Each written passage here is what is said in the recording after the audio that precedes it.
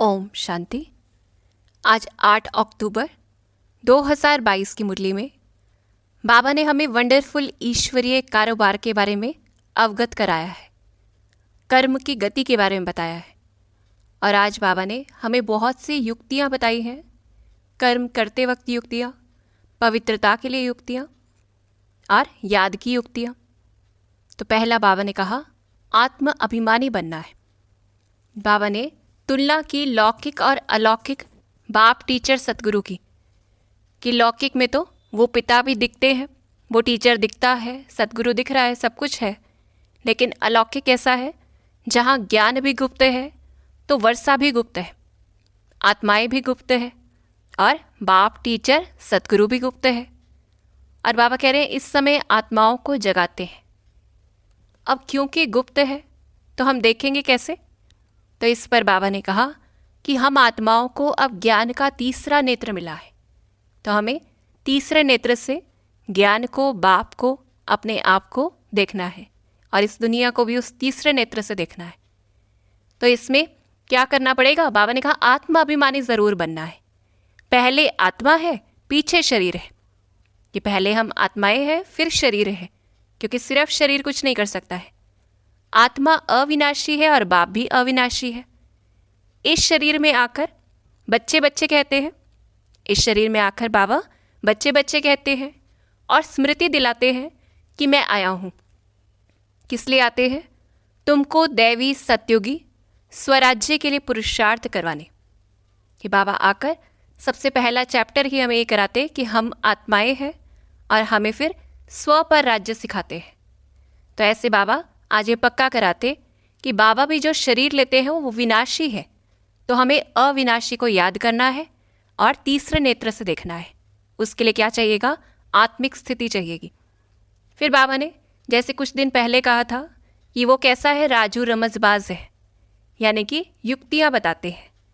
तो आज बाबा हमें बहुत सी युक्तियाँ बता रहे हैं। पहले तो पवित्रता पर, कि पवित्रता के लिए बाबा कहते हैं कि बोलो, बाप का फरमान है कि पवित्र बनो, मैं तुम्हें भक्ति का फल देने आया हूँ।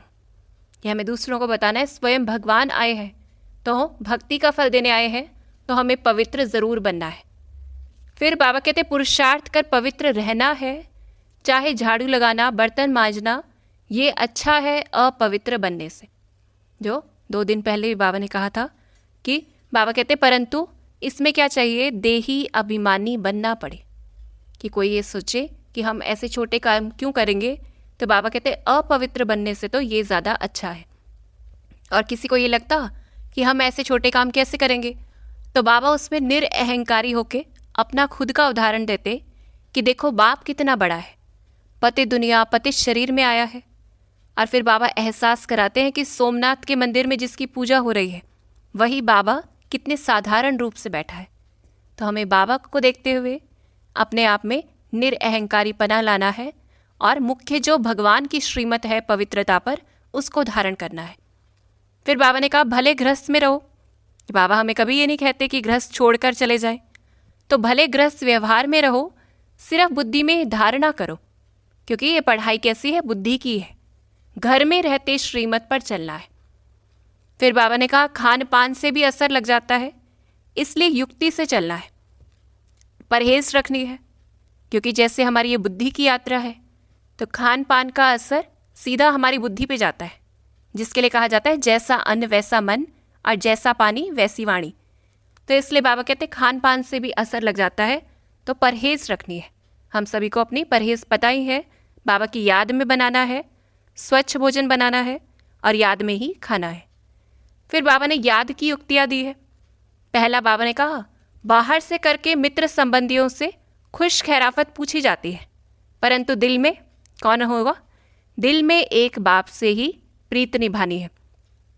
फिर बाबा कहते जिस्मानी आशिक माशूक जैसे घर में रहते एक दो को याद करते हैं, तो ऐसे ही तुम आशिक बने हो शिव बाबा के।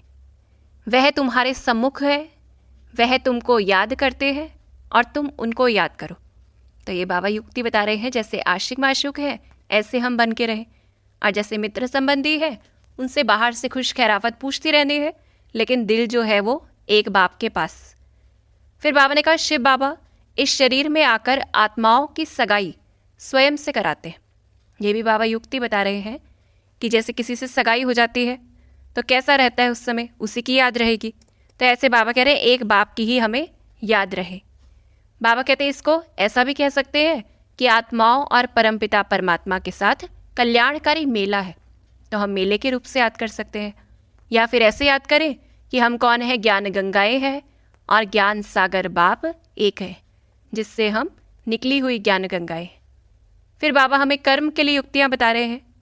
पहला कि श्रीमत के आधार पर अपने आप से पूछना है कि ये पाप है या पुण्य है। कोई भी कर्म हम करते हैं तो चेक करना है श्रीमत के आधार पर कि पाप है या पुण्य है।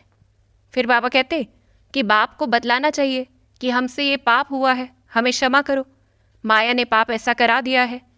बाबा कहते अगर सच बोलेंगे तो पाप आधा माफ हो सकता है, नहीं तो पाप बढ़ता ही जाएगा। जो दुनिया में भी कहते हैं कि खुद से अपना जो भी हमने अपराध किया है वो अगर कमिट कर लेते हैं तो वो सज़ा जो है वो थोड़ी सी कम हो जाती है। और माँ बाप के सामने भी अगर बच्चा खुद से अपना अपराध बता देता है तो वो जल्दी क्षमा कर देते हैं। फिर बाबा कहते पाप करके फिर पुण्य में पैसा लगा दिया वह भी अच्छा ही है। बाबा ये नहीं कहते पहले पाप करें और फिर पुण्य में लगाएं, लेकिन अगर बहुत पाप कर चुके हैं और फिर अगर कुछ पुण्य में भी लगाया तो उसके लिए बाबा क्या कह रहे हैं आज कि डूबी नाव से लोहा निकले वो भी अच्छा है। यानी कि कुछ ना कुछ तो मिल जाएगा उस पुण्य का। लेकिन ये हम जानते हैं कि हमारे पाप कर्म कटते नहीं हैं पुण्य से। ये बाबा ने हमें कर्मों की गुह्य गति बताई है कि पुण्य से पाप कटेंगे नहीं, पुण्य का बस ये है थोड़ा सा फल मिल जाएगा। तो डूबी नाव से लोहा निकले वो भी अच्छा है। कई कहते भी हैं बाबा को कि व्यापारी लोग क्या कहते हैं, पाप करते हैं धर्माऊ निकालते हैं कि पाप कम हो जाए। तो बाबा कहते हैं थोड़ा बहुत कुछ मिल जाएगा जो पुण्य किया उसका। फिर श्रीमत पर शरीर निर्वाह अर्थ कर्म भले करो। बाबा हमें कर्म करने की छुट्टी देते हैं कि हम कोई भी कर्म करना है, हमें अपना व्यापार करना है, घर का काम करना है, तो शरीर निर्वाह अर्थ कर्म भले करो, लेकिन साथ साथ यह पढ़ाई भी पढ़ो। तो ये बाबा हमें कर्म के लिए युक्तियाँ बता रहे हैं। फिर आज बाबा ने हमें बहुत सी सावधानियाँ दी हैं, क्योंकि ये कौन सी सभा है, धर्मराज की सभा है, तो इसमें कैसे चलना है उस पर बाबा सावधानियाँ देते। पहला, जन्म जन्मांतर का बोझा सिर पर है और मुक्ति जीवन मुक्ति में जाने से पहले फिर हमें सज़ा खानी पड़ेगी अगर हम बाप के कायदे अनुसार नहीं चलते। बाबा ने कहा ईश्वर की कारोबार बड़ी वंडरफुल और गुप्त है कि जैसे 1 सेकंड में मुक्ति जीवन मुक्ति मिलती है, वैसे ही सज़ाएं भी 1 सेकंड में मिल जाती हैं, जिनकी भोगना बहुत होती है। जो बाबा ने आज उदाहरण भी दिया है काशी कलवट का कि थोड़े समय में बहुत सज़ाएं खा लेते हैं। दूसरा, बाबा ने कहा कि देह अभिमान न टूटने के कारण वर्षे को भी गवा देते हैं और अब परमात्मा खुद शिक्षा दे रहे हैं, इस पर भी नहीं चलेंगे तो पद को लकीर लगा देंगे। बाबा सावधान करते हैं। फिर अगर अभी कोई पाप नहीं करो, बाबा कहते हैं अभी कोई पाप नहीं करो, नहीं तो सज़ा एकदम 100 गुणी हो जाएगी। फिर धर्मराजपुरी में साक्षात्कार कराएंगे कि बाबा कहते बाप तो अच्छी रीति जानते ही है कि बच्चों ने क्या पाप किए हैं और धर्मराज के पास सारा खाता रहता है। और इस पर भी बाबा अटेंशन दिलाते, कख का चोर सो लख का चोर कहा जाता है। यानी चोरी तो चोरी है, चाहे कोई छोटी है, चाहे बड़ी है, चाहे लाख की है। फिर समझना चाहिए कि अगर ऐसे ही समय बर्बाद करेंगे, पाप करते रहेंगे तो पद कम हो पड़ेगा, और अगर धारणा नहीं होती तो ईश्वरीय सर्विस कर नहीं सकते। ये बाबा सावधान कर रहे हैं कि ऐसा होता है। कई बच्चे बाबा बाबा कहकर फिर हाथ छोड़ देते हैं। फिर हाथ छोड़ा तो क्या हाल होगा, माया एकदम ही कच्चा खा लेगी। फिर वह कौड़ी का भी नहीं रहता है कि वो आत्मा वो कौड़ी तुल्य भी नहीं रहती है जिसे बाबा ने हीरे तुल्य कभी बनाया। फिर पवित्रता का मान तो बहुत है, पवित्र नहीं बनेंगे तो पद भी नहीं पाएंगे। ये बाबा डायरेक्ट बता देते हैं कि पवित्र नहीं बनेंगे तो पद भी नहीं पाएंगे। फिर बाबा हमें सारी सावधानी देके प्रेरित भी करते हैं पुरुषार्थ के लिए। बाबा ने कहा बाबा को याद करना अच्छा है, विनाश सामने खड़ा है। विनाश काले पांडवों की प्रीत बुद्धि होती है कि कहा जाता है विनाश काले पांडवों की प्रीत बुद्धि, और इस समय बाप सम्मुख है। तो जब बाबा सामने है, विनाश भी सामने है, तो हमें क्या करना चाहिए, बाप को याद करना चाहिए। फिर बाबा कहते बाकी औरों से प्रीत रख के क्या करेंगे, क्यों नहीं रखनी औरों से प्रीत, क्योंकि वह सब तो खल्लास हो जाने हैं। क्योंकि इस समय बाबा बता ही रहे हैं कि अंत का भी अंत समय है, तो एक बाप को याद करने का हड्डी पुरुषार्थ करना है। फिर बाप को याद करने से ही विक्रम विनाश होंगे। बाबा कहते जरा भी अहंकार न रहे, बिल्कुल गरीब बन जाना अच्छा है। कि गरीब किस आधार पर?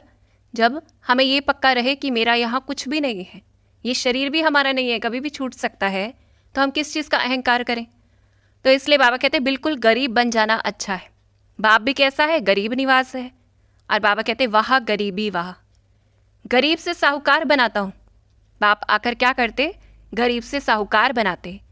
अब बनेंगे वह जो श्रीमत पर चलेंगे, और जो श्रीमत पर चलेंगे वही स्वर्ग के मालिक बनेंगे। तो इसलिए बाबा सहज राजयोग सिखलाते ही हैं श्री कृष्णपुरी अथवा स्वर्ग का मालिक बनाने के। तो ऐसे बाबा हमें प्रेरित कर रहे हैं कि अगर हमें वो स्वर्ग का मालिक बनना है तो हमें बाप की श्रीमत पर चलना है, अहंकार नहीं करना है। फिर बाबा कहते हैं बिना सज़ा खाए ही तुम्हें हिसाब किताब चुकता करना है, इसलिए ऐसा पुरुषार्थ करना चाहिए जो सज़ा न खानी पड़े। कि दुनिया वाले तो सज़ा खाएंगे ही, लेकिन हमारे पास तो एक ऑप्शन है कि हम बाबा को याद कर लें और सज़ा से मुक्त हो जाएं। पुरुषार्थ भी पूरा करना है। सतयुग में सिर्फ तुम्हारा ही राज्य होगा। बाबा हमें सतयुग का नज़ारा दिखाते कि सतयुग में सिर्फ तुम्हारा ही राज्य होगा। तो क्या करना है? इतनी बहादुरी रखनी है, क्योंकि राज्य जो है वो गुप्त है और हम अपने ही राज्य में उच्च पद पाने के लिए पुरुषार्थ कर रहे हैं। तो बाबा कहते हैं इतनी बहादुरी हो, और इसलिए हमारा नाम भी क्या है? शिव शक्तियाँ हैं, जो माया पर जीत पाने वाली है। बाबा कहते हैं पहलवानी दिखानी है, इसलिए ही नाम शिव शक्ति सेना रखा है। यूँ तो गोप भी है शिव शक्ति सेना, लेकिन बाबा ने कहा मेजॉरिटी माताओं की है, इसलिए टाइटल ऐसा रखा गया है। फिर बाप से हम फिर से 5000 वर्ष पहले के जैसे ही स्वर्ग का वर्षा ले रहे हैं। अनेक बार हमने लिया है, आधा कल्प के लिए, तो इससे हमें मोटिवेट होना है। अब फिर से हम श्रीमत पर अपनी राजधानी स्थापन कर रहे हैं, और फिर कल्प कल्पांतर के लिए वह पद हो जाएगा, इसलिए जितना हो सके पुरुषार्थ करना है। बाप कहते यह है बाप तो स्वर्ग की स्थापना करते हैं, तो सब पुण्य में ही चला जाएगा। कि ये हम याद रखें, बाबा के लिए हमने कुछ भी किया, यज्ञ के लिए हमने कुछ भी किया, तो वो तो सब ही पुण्य में ही चला जाएगा। फिर बाबा फिर कहते अकाले मृत्यु तो होती ही है, कि होती ही रहती है। जैसे एरोप्लेन से कोई गिरा, आज बाबा ने उदाहरण दिया कि किसी को पता थोड़ी है कि ये होगा, तो मौत तो सिर पर खड़ा है। अभी इस नर्क रूपी भंबोर को तो आग लगने ही वाली है, इसलिए कोशिश करके बाप से पूरा वर्षा लेना चाहिए। फिर बाबा फिर कहते कि एक राजा को प्रजा तो हजारों की अंदाज में चाहिए ना, तो राजा बनने में मेहनत है, वो मेहनत करनी है। फिर आगे बाबा हमें याद करवाते हैं उस नई दुनिया को। तो हमें याद करना है नई दुनिया को कि वो कैसी दुनिया है, कि वो सतयुग विष्णुपुरी है, जहाँ पे अपार सुख है, पवित्रता, सुख, शांति सब कुछ है। वहाँ तो सदैव हर्षित रहते हैं, और सदैव हर्षित सिर्फ हम ही नहीं, सारी दुनिया उस समय सदैव हर्षित है। फिर बेहद का बाप हमें फिर से बेहद का सुख देने आए हैं। तो बाबा कहते हैं सतयुग में तो धर्म भी एक ही होता है, तो वहाँ पे कोई ताली बजती नहीं है, यानी कोई लड़ाई झगड़ा भी होता नहीं है। तो ऐसी दुनिया को हमें याद करना है, और उस दुनिया में जाने के लिए जो पुरुषार्थ करना है उस पर अटेंशन देना है। फिर बाबा ने आज हमें पवित्रता पर अंडरलाइन कराया है। बाप कहते हैं बच्चे पवित्र बनो, और बाबा ने कहा श्रेष्ठाचारी उसी को कहा जाता है जो पवित्र होते हैं, और वो संपूर्ण श्रेष्ठाचारी सतयुग में होते हैं। पवित्र ही श्रेष्ठ कहे जाते हैं।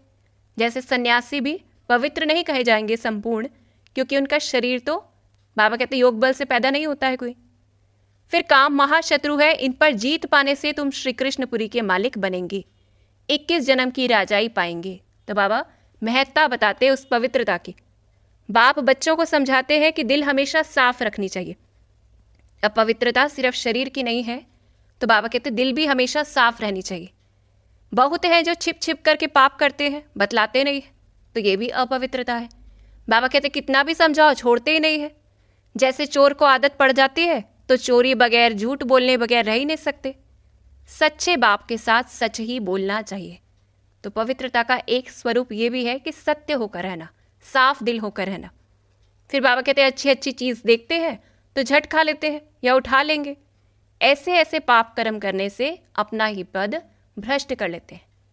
फिर बाबा आज हमें सारे पाप और पुण्य के गुह्य रहस्य बताकर कहते कि यहाँ तो कोई भी पाप नहीं करना चाहिए। ज्ञान की धारणा नहीं करते हैं तो सुधरते ही नहीं है, पुरानी ही चाल चलते रहते हैं। तुमको तो पुण्य आत्मा बनना है। बाप और कोई तकलीफ नहीं देते हैं, सिर्फ पवित्र रहना है। बाबा और कोई तकलीफ नहीं देते, सिर्फ पवित्र रहना है।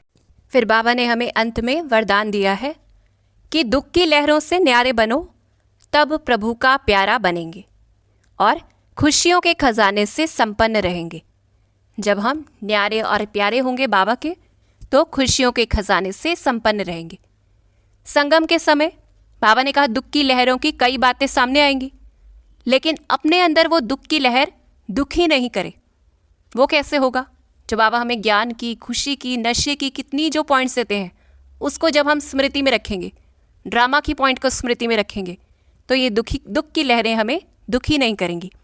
जैसे बाबा ने आज उदाहरण दिया है कि गर्मी की मौसम में गर्मी होगी, लेकिन स्वयं को बचाना तो ये अपने ऊपर है कि हम अपने लिए छाता भी रखेंगे, पेड़ के नीचे भी खड़े होंगे, ठंडे पानी को यूज़ करेंगे। तो बहुत सारी युक्तियाँ हम खुद निकाल लेते हैं। तो ऐसे ही दुख की लहर हमें स्पर्श नहीं करे कि दुख की बातें सुनते हुए भी दिल पर उसका प्रभाव नहीं पड़े। तो जब ऐसे न्यारे होंगे तो बाबा के प्यारे बनेंगे और फिर खुशियों के खजाने से संपन्न रहेंगे। और आज बाबा ने हमें स्वमान दिया है कि मैं आत्मा माया के बहुरूपों को सहज पहचानने वाली त्रिकालदर्शी त्रिनेत्री आत्मा हूँ। हम कैसे हैं? माया के बहुरूपों को सहज पहचानने वाले त्रिकालदर्शी त्रिनेत्री आत्मा है। तो इस स्वमान को याद रखेंगे, खुशियों के खजाने से संपन्न बनकर रहेंगे, पवित्रता को, संपूर्ण पवित्रता को धारण करेंगे, जिसमें छिपाना, झूठ बोलना या किसी भी तरह से कोई ठगी करना वो नहीं है। फिर बाबा ने कहा याद भी नई दुनिया को करते रहना है, और जो बाबा हमें प्रेरित करते तो हमें उनसे प्रेरित होकर, बाप के कर्मों से प्रेरित होकर आत्मिक स्थिति का भी अभ्यास करना है। ओम शांति। ओम शांति।